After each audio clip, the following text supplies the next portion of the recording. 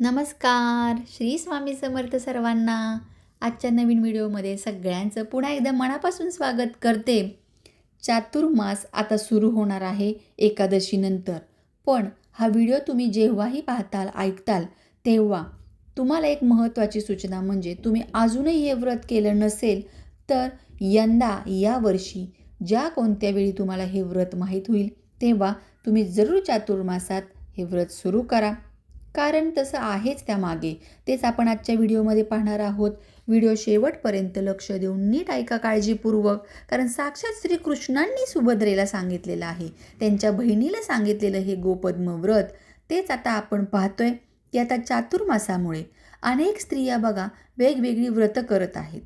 त्यातच या बऱ्याच व्रतांपैकी एक अतिशय महत्त्वाचं व्रत, गाजलेलं व्रत आणि हे फळदायी म्हणजे प्रचंड त्वरित असं फळ देणारं व्रत आहे. अखंड सौभाग्य प्राप्तीसाठी तसेच आर्थिक भरभराटीसाठी सर्रास प्रत्येक घरामध्ये हे व्रत केलं जातं.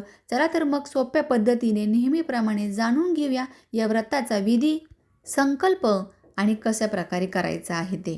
पण चॅनलला जरूर सबस्क्राईब करा. पहिल्यांदा व्हिडिओ पाहताय तर लगेच आपल्याला सोबतचं नोटिफिकेशनचं बटन देखील प्रेस करायचं आहे. महत्त्वाच्या नोटिफिकेशनद्वारे तुम्हाला हा व्हिडिओ लवकरात लवकर मिळेल. प्रत्येक स्त्रीला वाटत असतं की घरात अखंडितपणे कायम लक्ष्मीनारायणाचा सदैव वास माझ्या घरात राहावा, मला अखंड सौभाग्य प्राप्त व्हावं आणि मला सौभाग्यवती मरण यावं.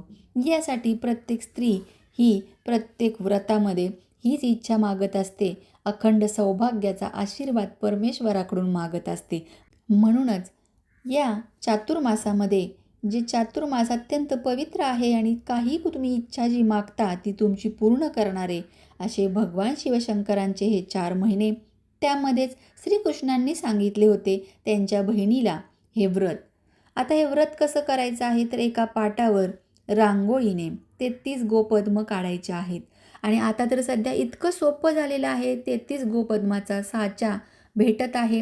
डायरेक्ट रांगोळी त्यावर घालून हे 33 गोपद्म उठतात. त्यांचे साचे वेगवेगळे प्रकारचे मिळत आहेत. तुम्ही घेऊन या रांगोळीच्या दुकानातून आणि एकदम 2च मिनिटात होणारं हे व्रत आहे. त्यामुळे कोणत्याही प्रकारचं वेळ लागणार नाही आहे.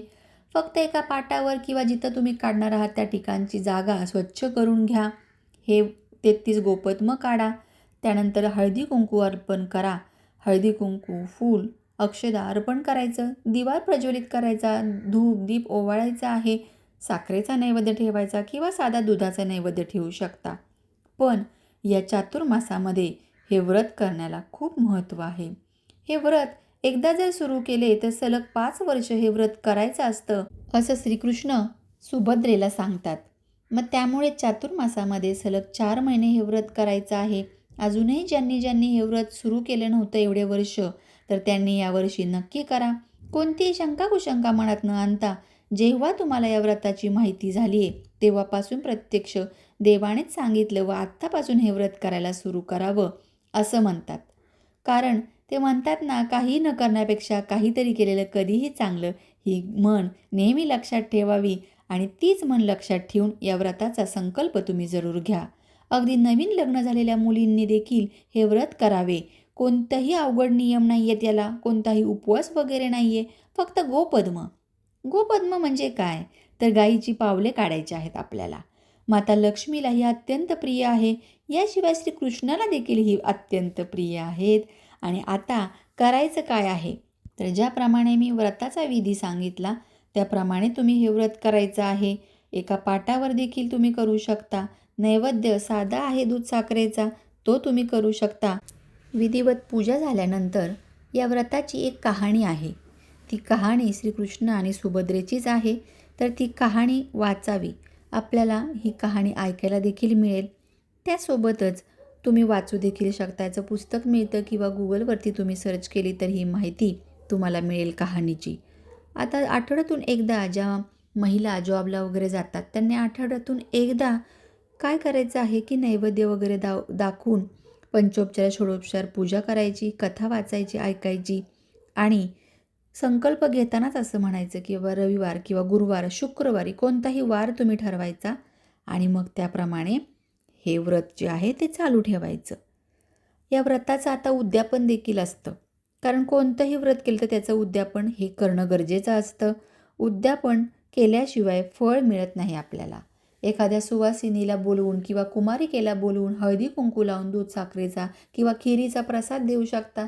सुवासिनीची ओटी भरू शकता आणि त्याचबरोबर त्यात 33 गोपद्माचं जे तुम्हाला सांगितलं साच्या किंवा 33 गोपद्माच्या बरोबर 33 रुपये हे त्यांना न सांगता त्या ओटीच्या सामानात द्यावे किंवा कोणत्याही प्रकारच्या 33च्या पटीत कोणतं दान जर करू शकलात तर ते अतिउत्तम. काहीतरी त्या पैशांचं शृंगाराचं वाण देखील तुम्ही खरेदी करून सुवासिनींना देऊ शकता 33 रुपयाचे वगैरे. अशा प्रकारे एकदम सोप्या पद्धतीने तुम्हाला मी सांगितलेलं आहे. काही जर तुम्हाला यामध्ये वाटलं माहिती अजून काय हवी असेल तर मला जरूर कमेंट करा आणि हो व्हिडिओ आवडल्यास लाईक करा आणि सोबतच तुमच्या फ्रेंड्स अँड फॅमिलीला देखील शेअर करा. चला तर मग पुढच्या व्रताचं माहिती बघूया, कारण पुढचे देखील व्रत खूप महत्त्वाचे आहेत येणाऱ्या पुढच्या व्हिडिओमध्ये.